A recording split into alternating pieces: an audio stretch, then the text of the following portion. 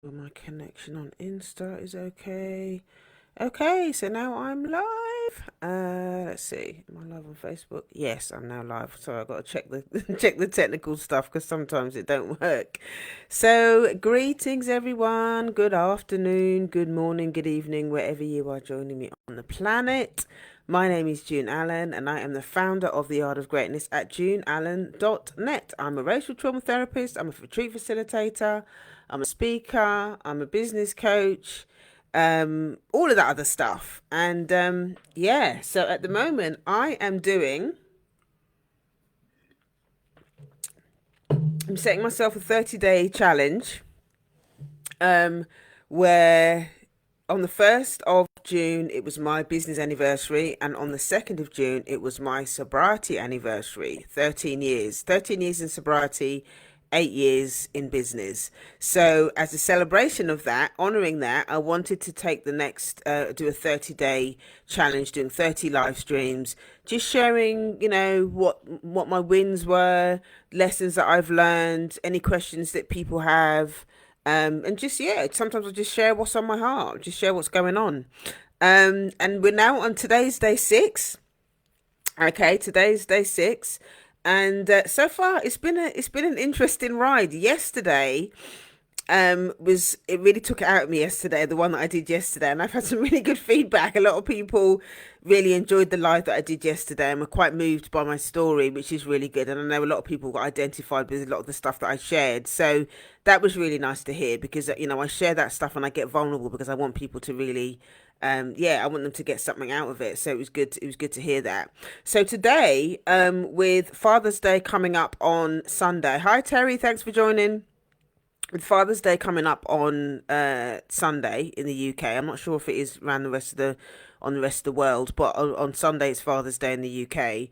A few people had asked me to share, my thoughts and perspectives on relationships with black men, just basically the whole Father's Day thing. If you've got a difficult relationship with your dad, all that kind of stuff, absent fathers, all that sort of stuff.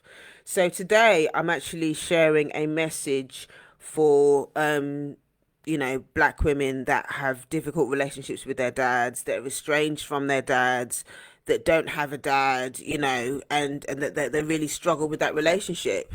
So yeah, I thought it was important to come on just to really talk about that and just to share some encouragement and just share some thoughts that I've had. So there's a few things that I wanted to share today about that. So the first one is that your dad's behavior is not a reflection of your worth. Okay? The first thing is that your dad's behavior is not a reflection of your worth. Okay? Just because your dad behaved in a way that was out of order or neglectful or whatever, it's not a reflection of your worth. And I know that sometimes we can internalize that, especially as children. You don't know any different. If your dad is behaving a certain type of way, or he's not showing up the way that he's supposed to be showing up, it's easy to internalize that and make it about you. Like, is there something wrong with me because my dad behaved that type of way? Is there something wrong with me? Am I flawed? Am I unlovable because my dad couldn't love me? And that's understandable, because if you that's your if you didn't have a loving dad, somebody that was your champion, that was able to look after you in the way that he was supposed to look after you, that was supposed to protect you, all of that sort of stuff. If that doesn't happen, it kind of makes sense that you feel the way that you do.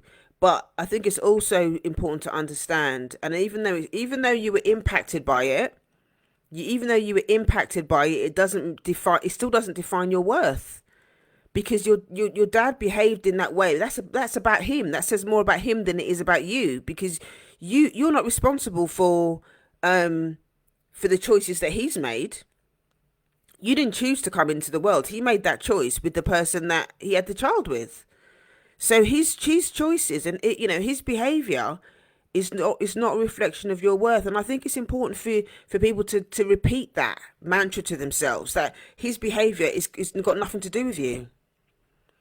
It's important for you to address the impact of it, the impact that his choices had on your life, but ultimately you are still worthy of love. You are still worthy of good things. You are still worthy of joy. You are still worthy of, being in a healthy relationship. All of that stuff even though your dad behaved the way that he behaved.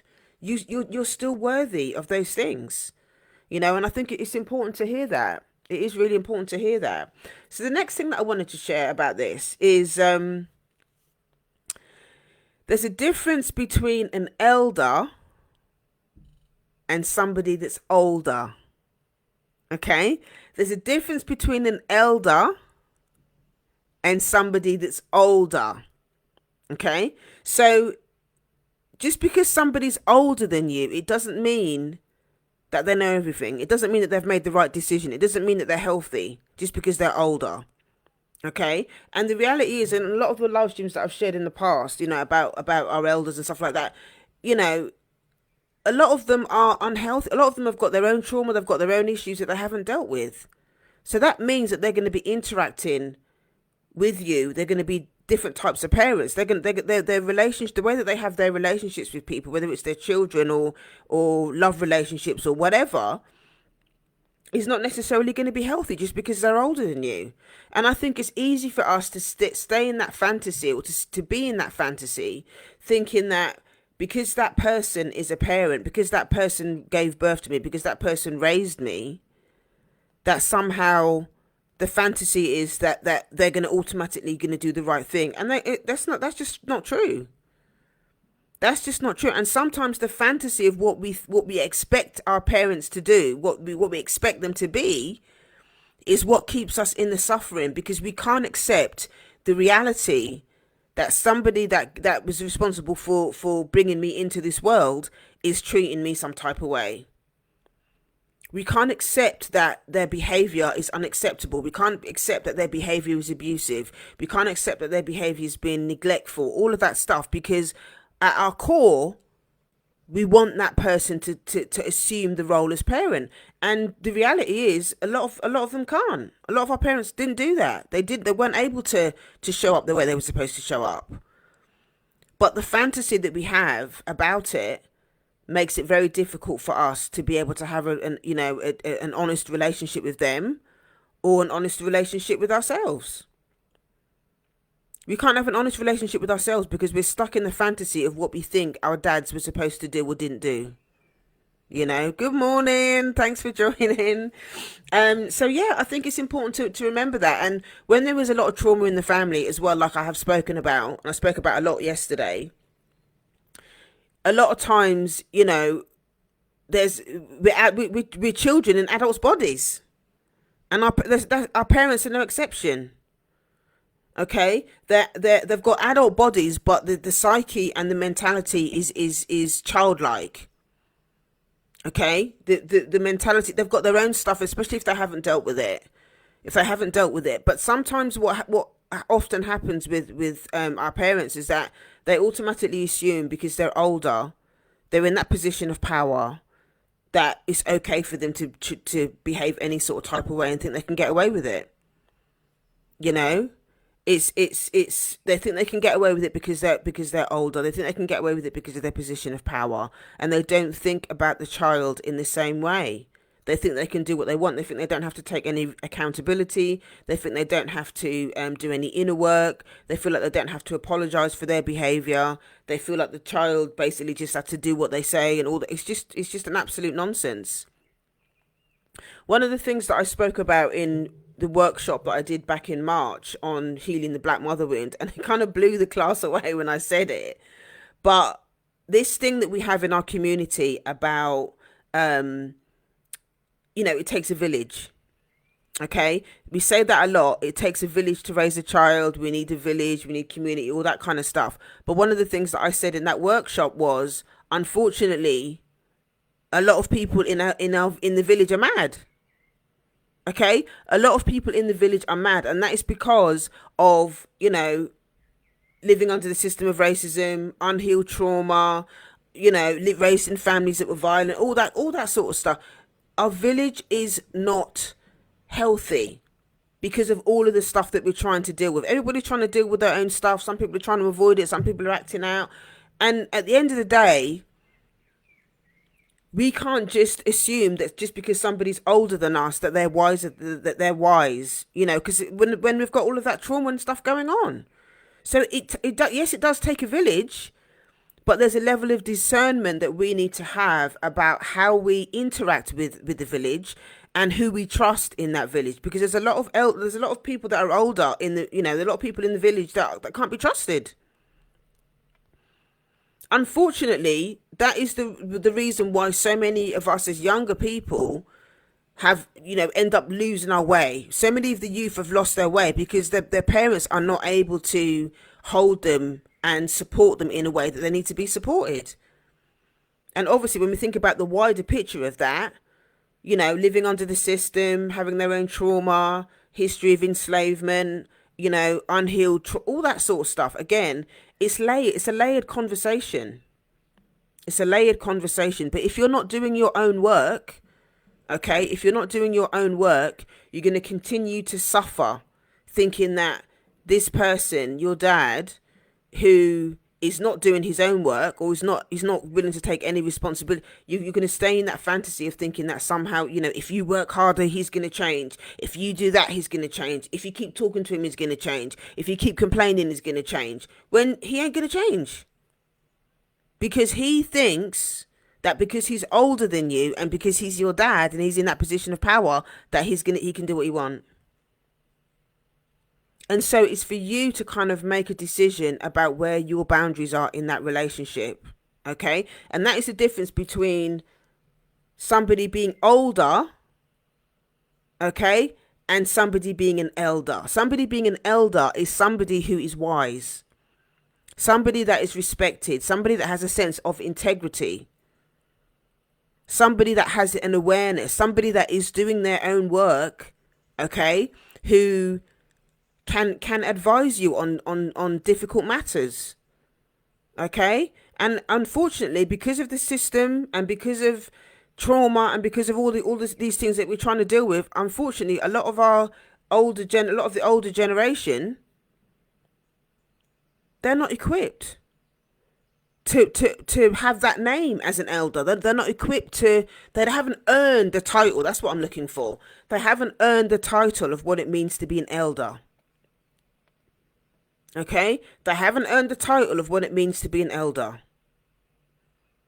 And, you know, a lot of people will use, you know, they'll use religion and all. I mean, obviously, you know, you use religion. If you're religious, there's no disrespect to anyone who's religious. Okay, let me say that first. This is no disrespect to anyone who's religious. But what I also understand from my own experience and from working with clients and stuff like that, that the whole religion conversation gets thrown into the mix as well as a way to control, as a way to maintain control. Just because you're religious and you can quote Bible verses, that don't mean you're an elder and that you're wise, because you can hide in that. You can hide in your religion and use that as an excuse. You can weaponize it in order to control and manipulate and all of that stuff when it comes to other people. So just because you know you're religious and all the rest of it, it doesn't mean that you're wise and that you've earned the title to be an elder. No, you haven't. It's about your actions. It's about your values. This is about your actions and your values. Are you living in values that are that come correct? Are you taking action on those values? Do you show up? Can you show up like the way that you're supposed to show up? Or are you hiding? Are you hiding in the fact that just because you're older, you think that everybody should respect you, and respect has to be earned? Okay? And I think a lot of elders don't like it. They don't like that. But respect has to be earned. It's not just something that you get automatically just because you're older. You don't earn that title of being an elder. Okay, you don't automatically get respect just because you're old. You're a person who's older. Don't get me wrong. I'm not going to be rude to people. I'm not going to be rude to folk. Okay, I'm not going to be rude to anyone. However, respect must be earned, regardless of age. Okay, and this is something that I've tried to practice with my daughter all along. I don't treat my daughter any sort of type of way that I would not want to be treated. Because if I allow her to have a voice and to express her opinion and to be her full self when she's with me, then she's going to find it a lot easier when she goes out in the world to be her full self when she's with others. But too many of our elders have preached, blind obedience and subservience in the home, and then wonder why we go out in relationships and end up in relationships that are emotionally abusive, physically abusive, because they learn at home that I'm supposed to just endure pain. I'm supposed to endure people beating me at home and call it love and call it love and discipline. So when you go out in relationships, so they'll tell you, they'll jump up and down and complain and claim domestic violence, okay, when that person's in a relationship, and why is she staying with him and all. Meanwhile, violence was happening in the home. That's where it was taught. There's a high percentage of women that end up in relationships that are domestically violent, okay, if they experienced it at home. That's facts. Okay, so all of this stuff about wanting respect just because you're older, it don't work like that. There's a difference between respecting someone and fearing someone. Okay, there's a very, very different. They're two very different things. Respect is when you value somebody's opinion, when you feel comfortable to go and talk to that person. You feel comfortable sharing what's even if it's uncomfortable. You know that person is going to respect your opinion, is going to listen to you, and it becomes like a mutual exchange. It's an exploration of the relationship. It's when you feel valued in that relationship. And a lot of times there are a lot of older people, a lot of our parents. They don't value our opinion. They don't value their children's opinion, even if they're little. They don't value the child's opinion, and again, it's something that they think needs to be controlled. And they think that it's okay to harm a child's body. It's okay to do all this stuff, weaponize religion, all of that to try and control and again, all of that stuff, I believe, has come from the plantation. We learnt it from Massa. Okay, our ancestors who were enslaved learnt it from Massa, internalized it, and then that's how we ended up raising our families and our children, because that's all our ancestors knew, and it's just been passed down, and we think it's okay. And it's not okay. So I think that this whole idea of elder and older is something really important to think about when you're thinking about your relationship with your dad. Do you respect your dad, or do you fear your dad? Do you respect him because he's a principled man? Will your dad actually sit down with you and talk to you about stuff? Will he admit when he's wrong? Is he willing to make amends? Does he just say the word, or does he actually put the action and the effort in to let you know that your relationship means that much to him, that he's willing to change his ways, that he's willing to explore? Okay, well, maybe that's not, what he initially thought, and maybe that's not the way he was raised, but is he willing to explore it in order to improve your relationship? There's a lot of men out here that haven't earned the title of father. They haven't earned it. They get vexed when you don't turn up with gifts and cards and all the rest of it. But has he actually earned that title? Because just being a sperm donor is not enough. If you're out here wanting to earn that title of being a father, then you need to act like it. You need to act like it. Have a conversation with your daughter, your adult daughter, okay? What is it, how are you doing? How do you feel about our relationship? What do you need from me? You can learn. And I think sometimes the shame, here's the thing about what I see is missing with a lot of this, with parents and stuff as well. And this is something that I had to learn. There's many times that I've said to my daughter, sometimes I haven't got a clue what I'm doing as a parent. I don't know sometimes I feel like I don't have a clue what I'm doing as a parent because I wasn't taught. I wasn't taught how to raise a child without beating the living daylights out of the child when they do something, or shaming them or whatever. I wasn't taught. So I'm having to learn. I'm having to learn to break patterns. I'm having to learn to decolonize. Having to learn to decolonize my thinking as well about what it means to be a parent, so that I can start to embrace ways that are more compassionate, that feel healthy, that don't feel abusive. Okay, I'm open to learning. I will do whatever it takes around doing my own work, or helping my daughter do her own work as well. I will do whatever it takes to nurture the relationship. I'm ready and willing to do that. But I think a lot of our a lot of our parents, they're not really interested in doing that. They're not interested in doing that, and that makes it very, very difficult for us especially when you're doing the work, because you can't hide from the dysfunction. When you actually start doing the work, you see everywhere. You see the dysfunction and the pain everywhere when you actually start doing your own work. And I think it's important to really think about that. To think about the relationship that you have with your dad, and the impact that it's had on your life. Think about the impact that it's had on your life.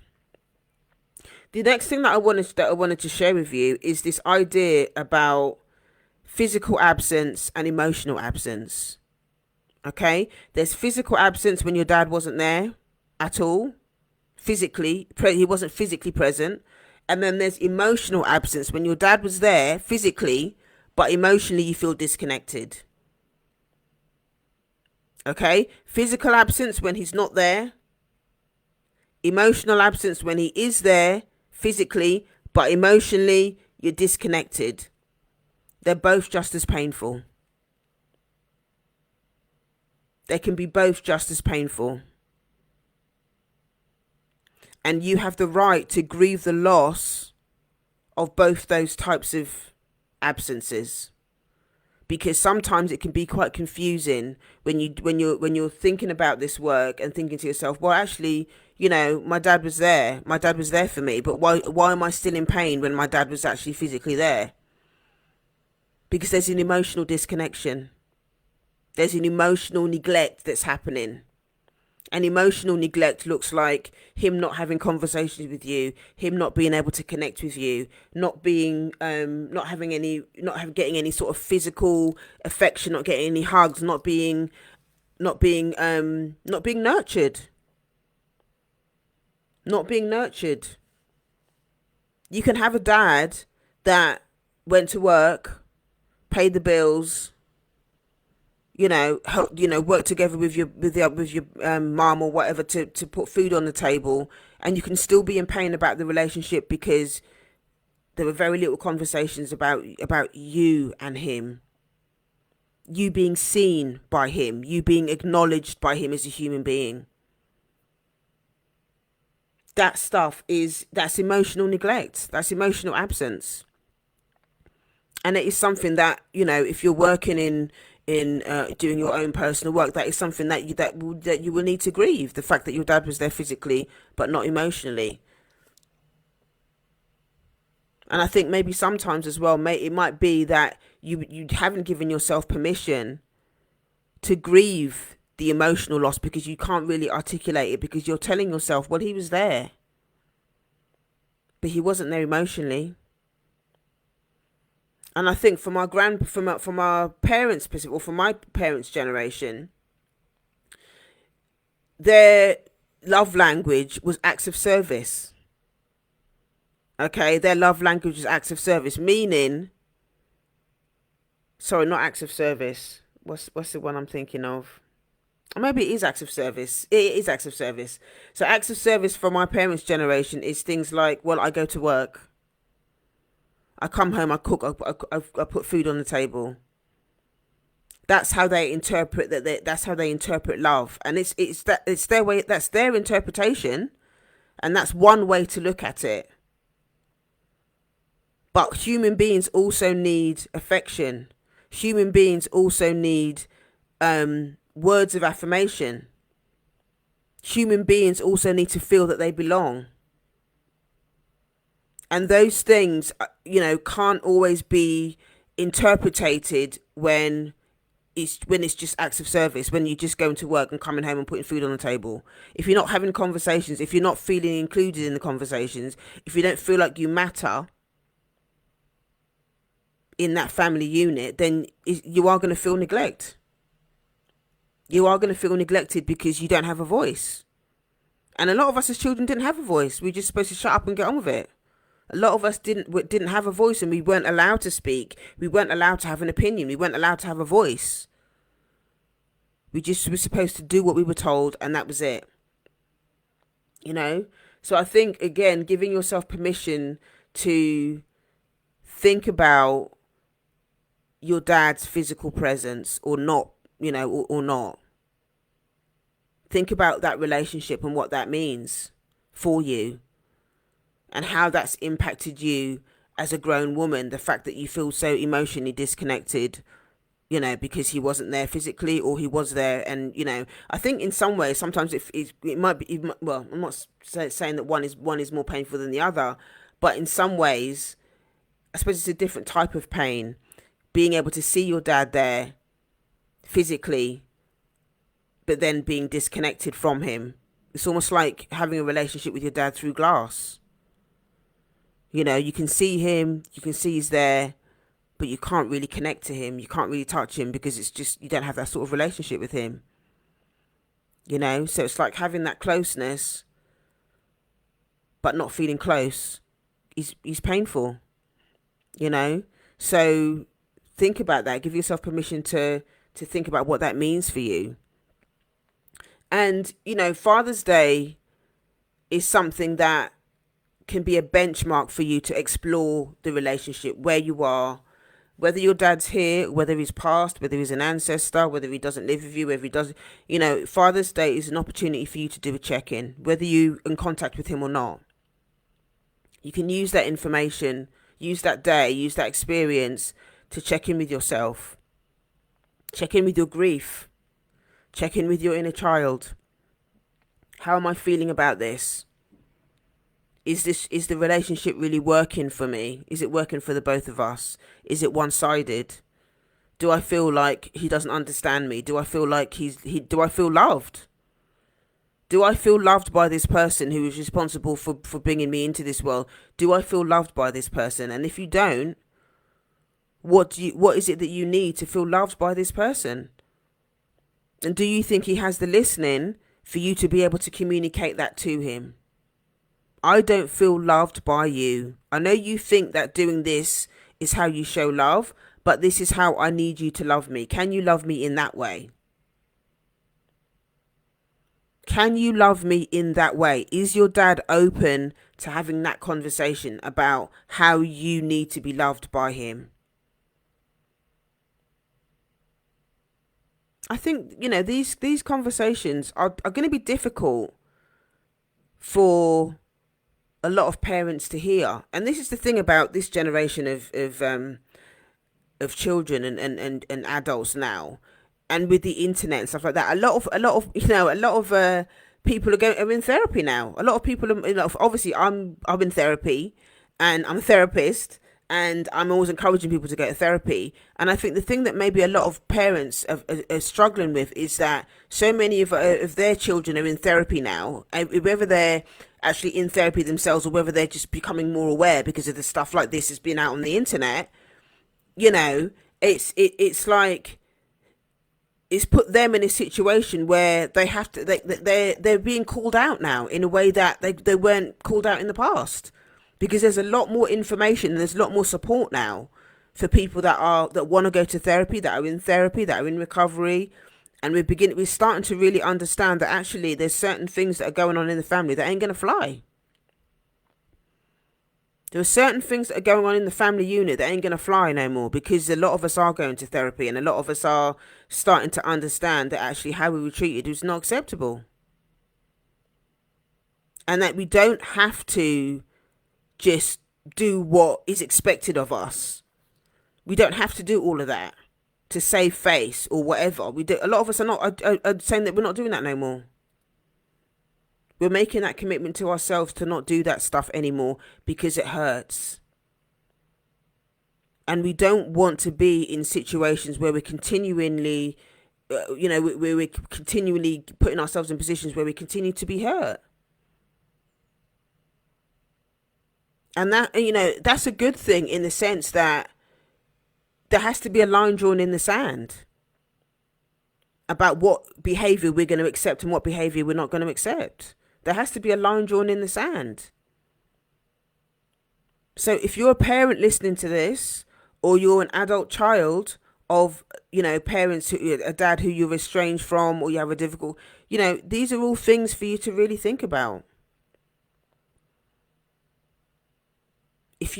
Sometimes you have to think about, if you're an adult child and you got a difficult relationship with your dad, sometimes you need to think about, what is the impact on your mental health?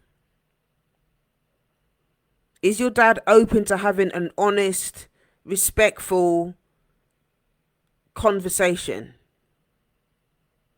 Or are you just going to get the kind of like, oh, well, I'm older than you and it's my way or the highway type of conversation? Is it going to be that? Are you just expected to change your point of view about things? There's no compromise. There's no mutual respect. There's no mutual respect. And if the respect is not mutual, it's going to be very difficult. It's going to be very difficult to have any sort of healthy relationship as an adult child with your parent if there's no mutual respect. The parent doesn't respect your views. And they're only willing to... Here's the thing as well that I realised recently.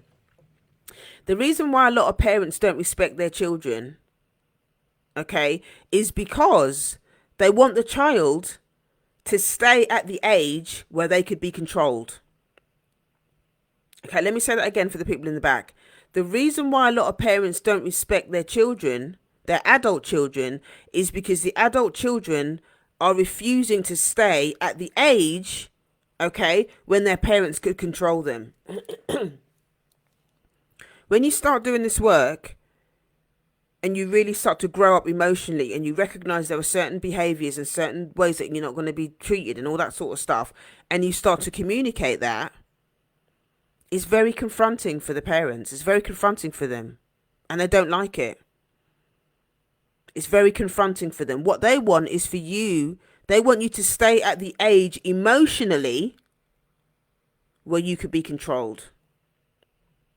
Okay? They want you to stay at the age where they could still control you emotionally. So even though you're an adult and you're a grown person, and then what happens then is that, they will use that tactic, and the subtext is, if you don't do as I say, if you can't be like I need you to be like when you were younger, emotionally, then you're basically abandoned.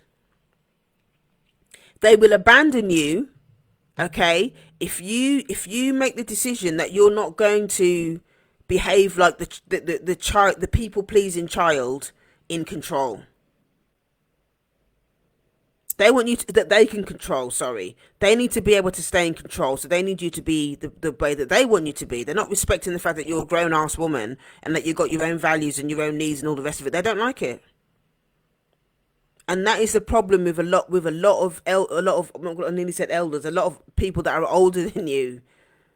They think that they've got this sense of entitlement around, well, I demand that you behave this way. I demand that you respect me. No, you can't. It's earned.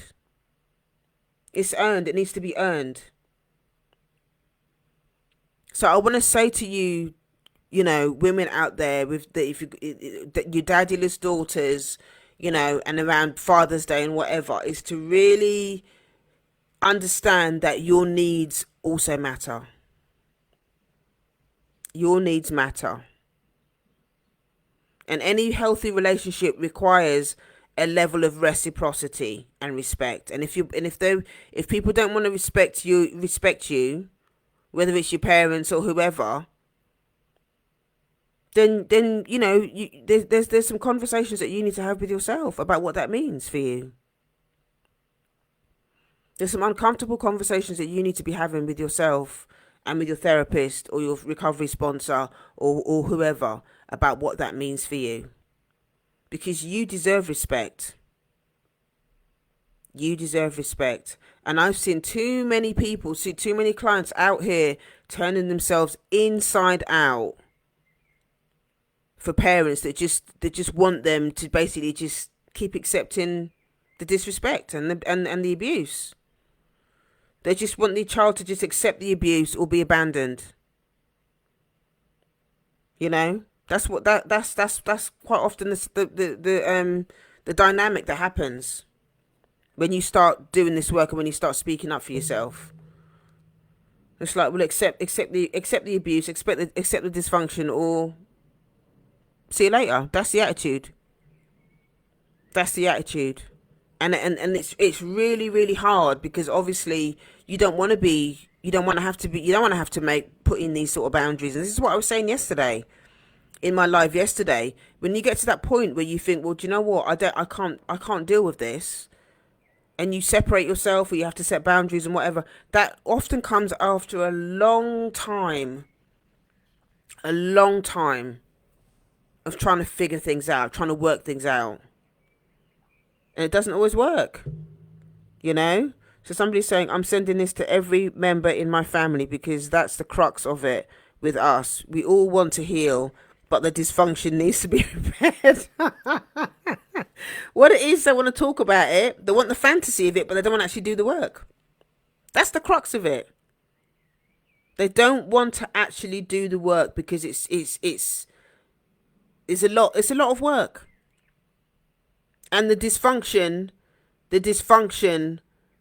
it works. It normally works for the parent. It normally works for one parent in particular, and everybody else seems to rally around that parent. And everyone inside that little family system, okay, you have a different role in that family system, and you're supposed to do what role you've been assigned. But here's how you break the system, is that you refuse to sit in the role that you were assigned. Okay? Sometimes there'll be in these sort of family systems, there'll be a scapegoat. Okay? There'll be a scapegoat, there'll be the princess. You know, there'll be so many different types of roles that people get assigned. There'll be the flying monkey is one of them. You know, the codependent one. There's so many different roles that dysfunctional families assign to each other. It's all unconscious. And if you step out of that role, there's going to be hell to pay if you step out of that role. But stepping out of those dysfunctional roles is how you actually change the patterns. Okay? Stepping out of those roles is how you change the patterns, because if you refuse to play that role in that system, then the system collapses. The system collapses. And the dysfunction has to, like, if you're the scapegoat, okay, if you're the scapegoat in the family and you set boundaries because you're not going to be the shame bucket, okay, the scapegoat is the person where people basically dump all their shit on that person.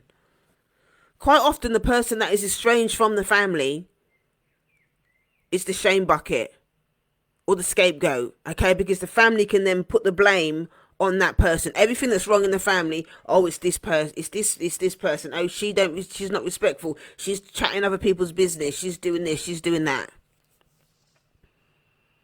So the whole family then can then dump their shit on that person, because that's how the system is set up, to dump all the shit on the scapegoat. Yeah, they dump all the shit on the scapegoat. But if the scapegoat gets up and decides, I'm not taking this shit anymore, they're gonna have to find somebody else to dump their shit on, aren't they? Either somebody else then gets replaced in that role, or then people are left with their own feelings. They're left with their own reflection, because the scapegoat is not there to put all their shit on them. And this is how you you know, this is how you start to break up these patterns, by shaking up the system. And the same can be applied when it comes to race and racism as well, and any other oppressive system, patriarchy, whatever.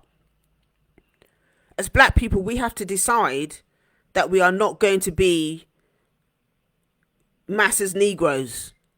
We are not going to comply to what the system says that we have to do. And when you step out of that, role, okay, the system collapses, because they need us to comply. They need us to enable their behavior in order for the system to uphold itself. The system can't operate if it hasn't got people to actually act out all of the different roles. So for us, whether we're talking about family of origin or system of racism or patriarchy or whatever, one of the first things that I do with the people that I work with my clients, is to get them to understand not just the impact of racism on or whatever the oppressive system is, but actually how have we enabled that behavior. And it's not about victim blaming. It's about understanding what you've internalized, and then how you perpetuate that system. I hope that makes sense. You got to look at how you perpetuate that system, and then you need to think about tools to dismantle it. Decolonize your thinking. You need to dismantle the toxic family thinking. That's how things change. The last thing that I'm going to share is something that I say to my clients all the time. I say this to my clients all the time, and it's such a huge one, okay? Because a lot of times people will say, oh, but your parents did the best they could.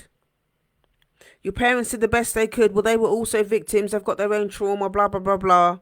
Somehow, they say that, and that kind of minimizes your own pain. And what I want to say to you today is that both of those things can be true. Your parent, your dad, your mum, your parent can have done the best that they could, and at the same time, at a parallel, was not enough to meet your needs. Okay? The parent can do the best they could with what they had, but it can also not be enough to meet your needs. It can also still be neglectful. It can also still be abusive, even though that's the best what they could do. A lot of us were raised in homes where we got beaten. A lot of us were raised in homes where our parents weren't there for us. They were neglectful.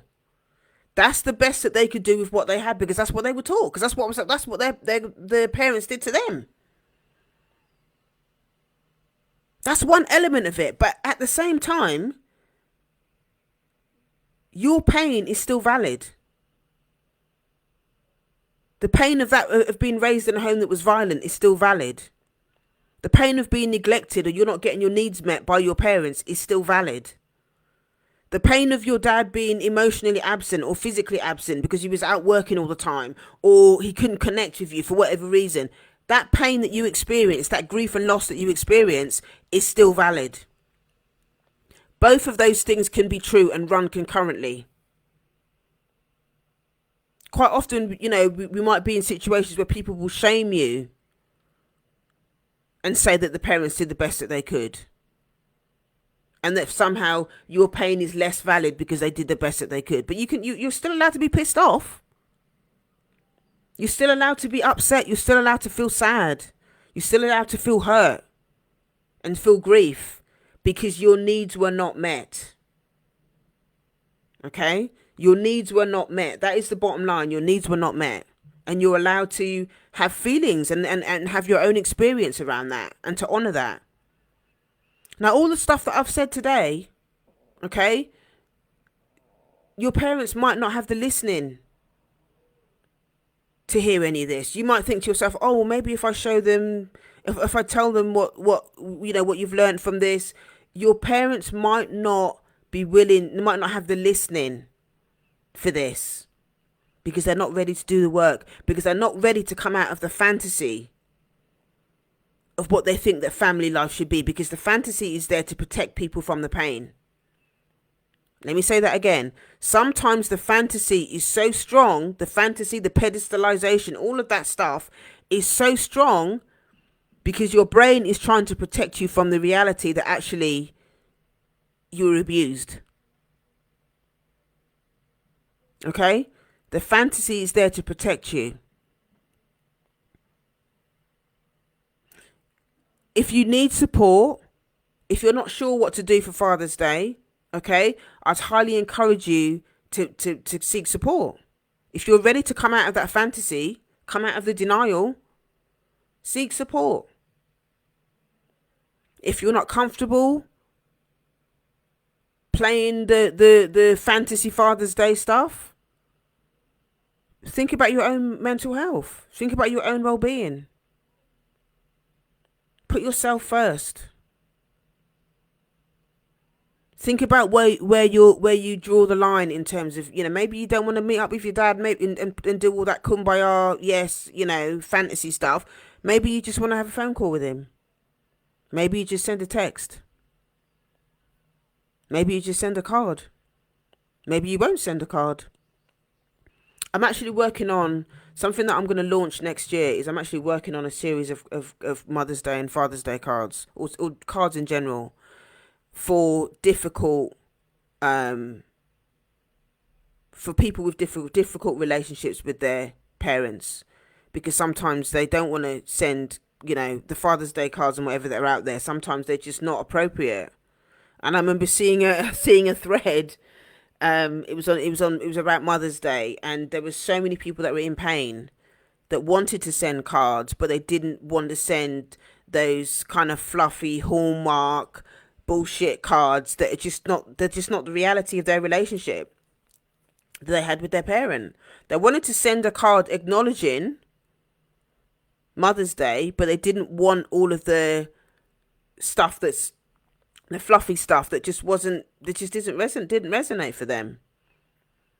So this is something that I'm kind of working on for next year, and I've already got some quite good ideas for it. So that's really going to help people. That's really going to help people to really not that they're going to send cards that are mean. They're not mean, but they're just a bit more honest, and they put a lot more boundaried around what it means, around what Father's Day and what Mother's Day means and stuff like that. So Father's Day is very difficult. It's very, very difficult, as is Mother's Day for a lot of people. And I just want to encourage you to think about what I've said today. Think about how it impacts how you feel about yourself. Think about how it feels about how you want to celebrate Father's Day or not. Who you spend your time with. And again, like I was saying yesterday, if you're estranged from your dad, and it might be a painful time for you if you go on social media, people sharing pictures and oh, isn't my dad wonderful? And I mean, it's great for them if they have a good relationship with their dad, but if that's going to be really triggering for you, then there's something that you need to put in place to look after yourself, to take care of your inner child. Give yourself permission to don't go on social media on Father's Day. Use it as an opportunity to really look after yourself. You can write a no send letter, write a letter to your dad, but don't actually post it. Just get your thoughts and feelings out. If you're looking for a bit more long-term support and stuff like that around your relationship that you have with your dad, I've got some spots available in my one-to-one practice. You can click the link in my bio, go to heal.juneallen.net. That's heal.juneallen.net. That's heal.juneallen.net. Okay? You are worthy of being cherished.